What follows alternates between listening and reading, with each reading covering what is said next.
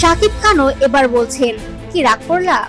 কয়েকদিন ধরে Facebook, TikTok ও বিভিন্ন অনলাইন প্ল্যাটফর্মে ব্যাপক ভাইরাল হয়ে উঠেছে এই সংলাপ। সাধারণ ব্যবহারকারীদের পাশাপাশি বিভিন্ন তারকাও অংশ নিচ্ছেন ট্রেন্ডিতে। আর এবার সেই তালিকায় নাম লিখিয়েছেন শাকিব খানও।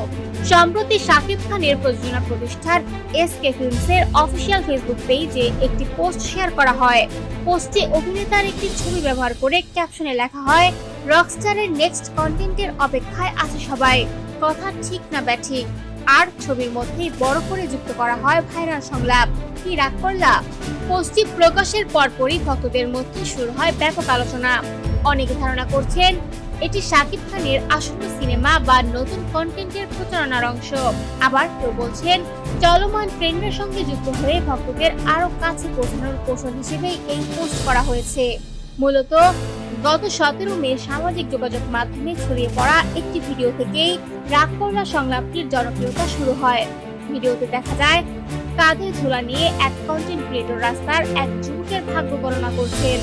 কথা বলার সময় প্রায় প্রতিটি বাক্য শেষে তিনি আত্মবিশ্বাসের সঙ্গে বলছিলেন, ভিডিওটির ভিন্নধর্মী উপস্থাপনা ও সংলাপ বলার বিশেষ স্টাইল খুব দ্রুতই নেটিজেনদের নজর কাড়ে।